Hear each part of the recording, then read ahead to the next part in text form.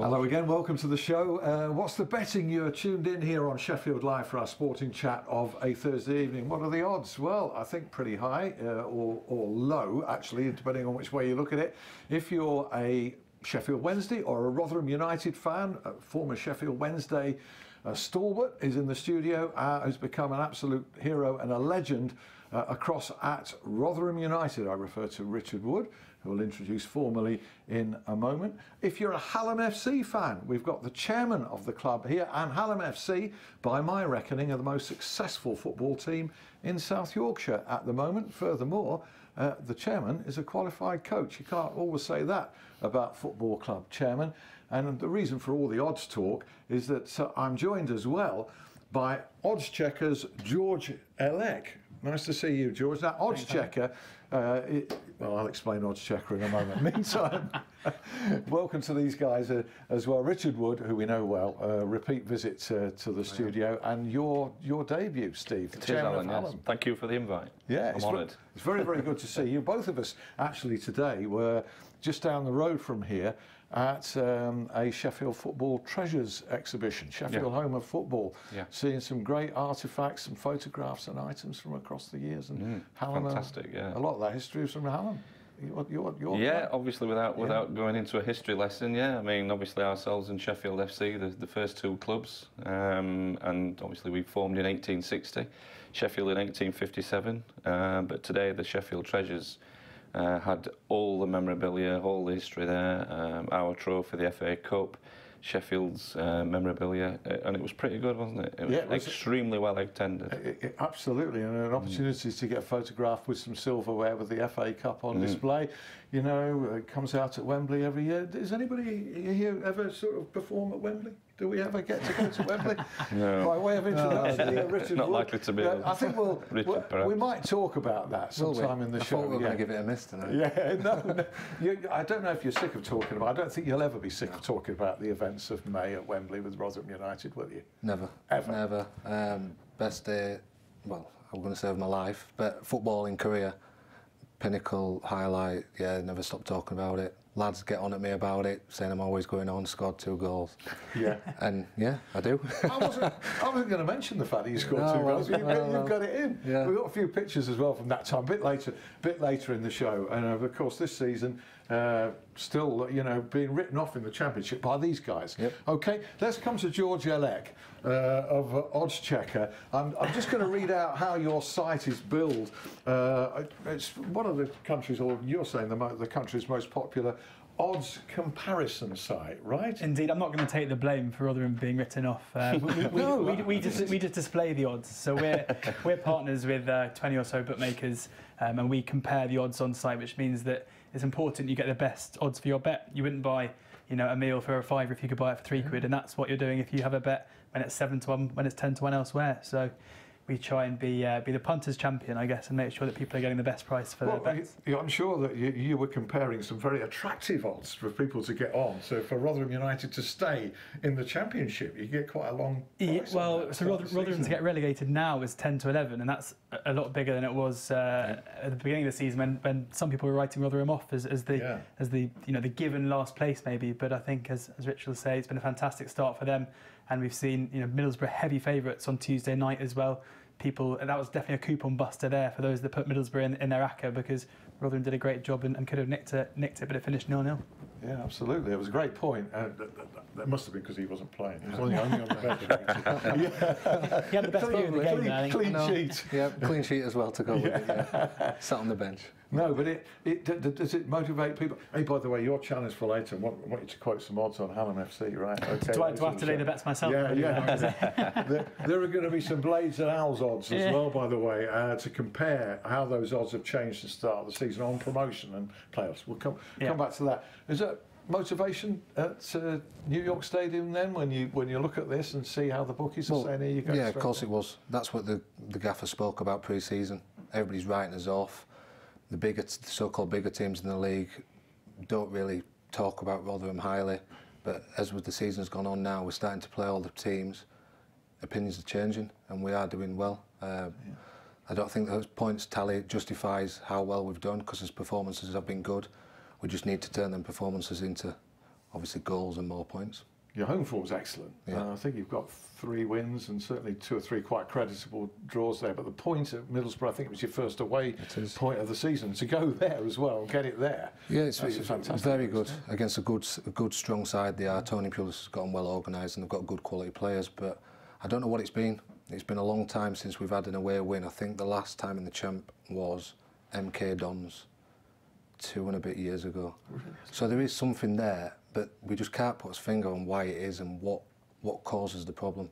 Yeah. But we're slowly getting out of it. Great performance overnight where we had a few very good chances where we can get the win. So it's coming. Nobody's taking you apart, are they? No. You're not being hammered by anybody. No, even as away performances this season, they've been good. Bar the Brentford game, the first game of the season, we got beaten easily there. We've been at Leeds, and we haven't been outplayed by anybody, which is a good sign, which is promising, and it's going to come. That away win's going to come soon, and we just need Rotherham fans to stick with us, which they have been doing. Bit of sad news today. So I think Rotherham United fans would share the sadness of it. That Paul Hurst has been sacked, great former player at Rotherham by Ipswich Town, and the opening home game of the season, I think you beat Ipswich. I was there. Michael Smith scored a very, very late goal in what was a really tight game. Do you know Paul Hurst? No, I played in his testimonial actually. Right. Shows my age again. Yeah. So he's a good lad, nice guy. Yeah. Obviously a good coach, and he did well at Shrewsbury last year and got his move to Ipswich. It just hasn't worked out, and it's a tough league. All the teams are really closely matched. There's nobody that stand out, and it's difficult to get them wins. You just need that bit of brilliance in your team, that added quality. But obviously they're costing, other teams have got 40, 50 grand a week strikers, and that's where you struggle. There is a team in Sheffield without 40 or 50,000 a week strikers or players anywhere who are managing to be in the top 2 or 3, looking to go back into the top 2. Sheffield United at the weekend. Steve Basford's nodding, but reluctant to add to that because he has a confession to make as the chairman of Hallam. But being a Sheffield Wednesday supporter, is that what you're talking about? That's the one. Yeah, well, we're just talking to Richard outside. I remember Richard playing very well, and that's before I was involved at Hallam, and I coached at Sheffield Wednesday as well. So, born and bred at that end of the town. So, I'm just saying, watching Richard play with Graham Coughlan, who I think was probably, most Wednesdayites would agree, was one of the best centre-half partnerships we've had, in my opinion. They were absolutely solid, they really were. Best part of 200 games. Yeah, close to 200 games, I enjoyed it. I loved every minute. And we were just saying outside how fortunes can change. You know, Richard said he was moved on and on loan, and you kind of think it's all over, and then look where the guy is now, and it's absolutely flying right back to his best. Thank you. You had loans here and there, Chesterfield for a spell, and I mean, you're 33, I think, now. Yes, I am, And as Steve says, here you are enjoying this best spell of your career, most enjoyable? Yeah, best spell of my career. I'm feeling good at the moment for how old I am and how many games I've played. The last few years, I suppose it's about opinions. Managers didn't fancy me, didn't want me to play. But now the manager, I think he likes me. He's made me captain. He looks after me, training-wise, and I feel in best shape that I've been probably the last 5, 6 years, just because of how I'm managing my body, looking after myself, and it's reaping rewards on the pitch. I'm playing well. Obviously not Tuesday night on the bench, but in general this season I've played really well, and the team are playing well, and I'm really enjoying it. Yeah, valued for your leadership as well as being a centre-back. Leadership was something that seemed to come naturally to you quite early in your career, as I remember. Yeah, we made captain quite early on. I think that just shows what sort of person I am and how I act off the pitch as well. I'm an organiser. I am on the pitch. I'm further shouting at everybody, wanting people to do my job for me, so I don't have to do too much. But that's one of the main reasons you speak, and obviously then that goes onto the off-field stuff in the dressing room, looking after all the lads, and as you get older, you sort of take them under your wing a bit, and I'm really enjoying looking after them. It's a privilege to be in that dressing room with some great lads. Yeah, it's a great feeling around Rotherham United. I've been there quite a few times this season, and the whole club seems to be quite unified on and off the pitch. I think the manager does a lot towards that. He does. Yeah. Yeah, that he connects with supporters. You see him outside the ground. You don't see that very often. You go to a ground and say at the level of the Championship, and you arrive and the manager's outside chatting to supporters at 1 o'clock. You think, well, it's something you don't regularly see. It's good. It is good. Yeah. I mean, that is something at Hallam and Sheffield where I go regularly. You know that you expect almost to see that at your level. Yeah. And there is a good feeling, and at the moment I referred at the start of the show to you probably being the most successful team in this area. On a great run at the moment, certainly. Yeah. 10 unbeaten, isn't it? Yeah, yeah. I mean, and some scary results. I think you saw one yourself the other night in the cup game. Yeah, Jubilee Sports, and you were one down. Jubilee, yeah. So yeah, one down with literally minutes to go. Managed to get the equaliser, which kind of really hurt their guys, as you can imagine, coming county senior. And then obviously we got much stronger in the extra periods and managed to run out 3-1. But I instructed the physio after that game and then this Saturday to move the defibrillator and fit it on the back of my seat, because any more results like that, I'm going to need it. But no, I mean, again, just talking to Richard about how he's really enjoying it there at Rotherham, and it's the feel, mate, you know, when you get a feel for things and you get the feeling right. And I think we're doing that. You know, with some very exciting football. We've got some great characters in the team. We've got a great management trio. Just give those a name check. So we've got Scott Bates, Steve Whitehead, and Dean Bamforth, who have immense experience in non-league in this city. Who's the boss? So Steve and Scott are the two joint managers, backed up by Dean, and the dynamic took a little bit of time to work out last year, but it's got stronger. And again, you know, where we are in our level of football, the guys have got families, they've got young families, I know Richard has, and sometimes it's hard.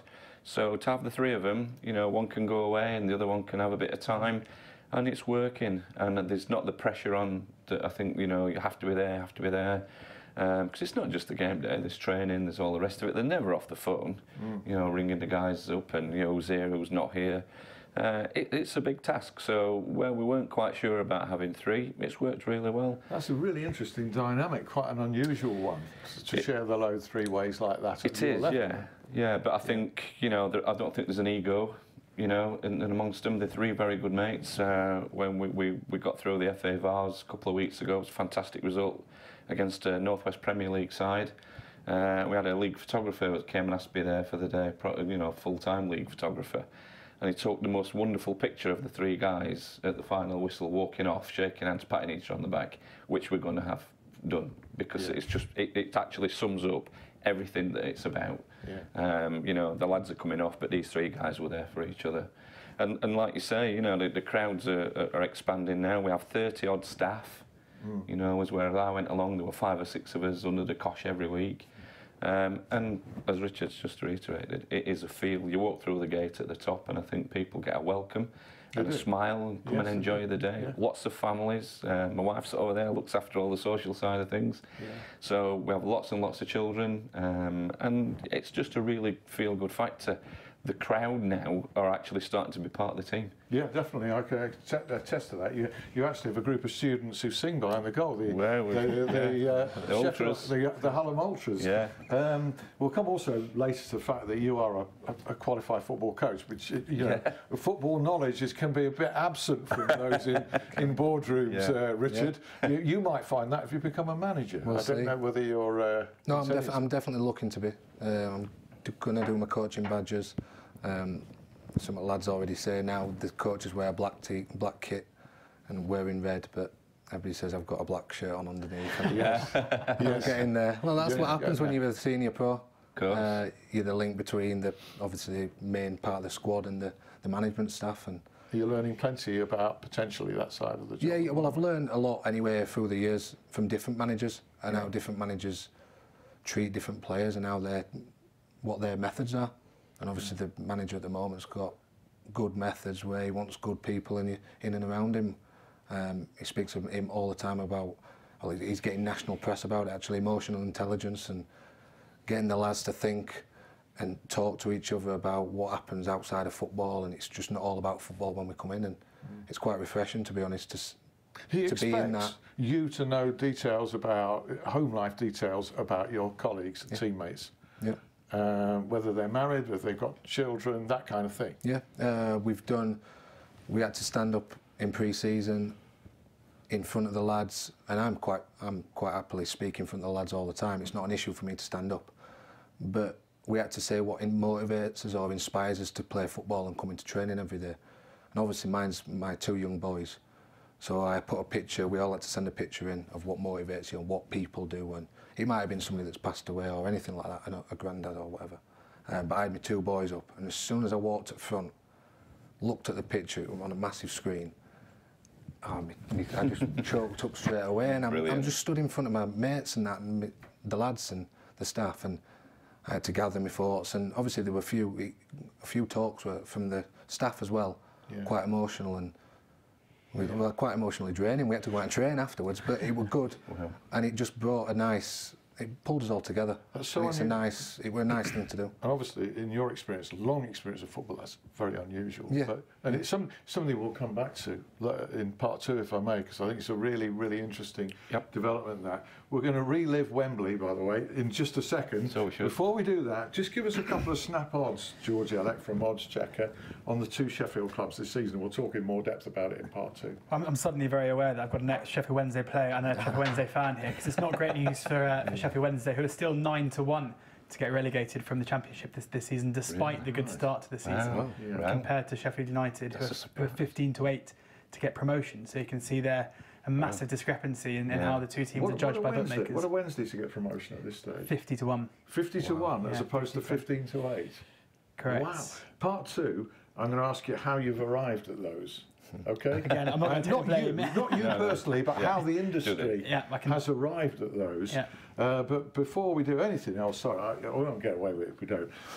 Rotherham United 2, Shrewsbury 1, League One playoff final in May, end of last season. Richard Wood has scored, by my calculations, 30 career goals. Hey, by the way, that's pretty good for a centre-back. That's very good. And he saved 2 of them for this particular football match at Wembley. Okay, so your recollections of this, we're going to see a couple of snaps from that day as we talk.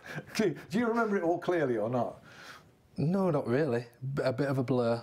But I couldn't have wrote it any better. If you'd have asked me before the game, just looking at some clips there. What a great picture. Was this goal 1 or goal 2? That's the first one. That's my header.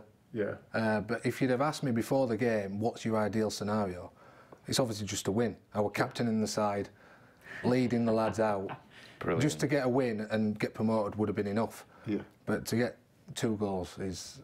and there you are with a It felt surreal afterwards, because I've never had it in my career where everything was on me. All the cameras, all the media coming to me, all the fans singing my name, wanting to come to me. Normally it's the strikers get all the plaudits, which rightly so. So I've never had to really deal with anything afterwards like that. Yeah. Normally as a captain you get to talk about everything and do it, but not. The limelight was on me, and normally it felt strange, and I wanted to get some other lads involved, and it was just very surreal. How long does it take you to come down from that sort of experience? It took me a while, to be fair. My missus were going mad at me. So after the game, I broke my toe anyway. I'd done my knee. I hyperextended, so my knee was massive. I was in a bad mood over that.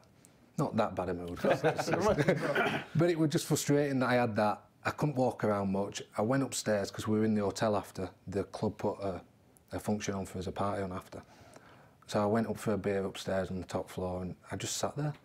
And she was just saying, came over to me and started going mad at me, saying, "Cheer up, you've just done it all." And I just said, "I don't know, I just want to sit down." You were in a daze? Yeah. Well, you just wanted to soak I just wanted to sit and just have a minute. Because I'd done all the interviews after the game, I'd got changed, met my family, seen all them, which were great, and then I just wanted a 20-minute lead. Lee Bullen has said pretty much the same about Sheffield Wednesday in the League One playoff final as well, some years earlier. Very similar thoughts. You just wanted to soak it all in and be in the moment. Yeah. Oh, and you're still in the moment, aren't you? And I don't regret, because I loved what I did. Straight after the game, obviously, Sky grab you, and then I had to do another interview, then I had to do another. But all the lads are going around with a trophy and that, and I wanted to do that. You missed it. But because I'm too busy doing interviews. But saying that, I can't complain too much. No, it was brilliant. It was the best day I could ever imagine. Better bloke. I tell you what, 7 seconds to the break now. Come back in 5 minutes for more from these guys on the two Sheffields, the odds and everything. See you in 5.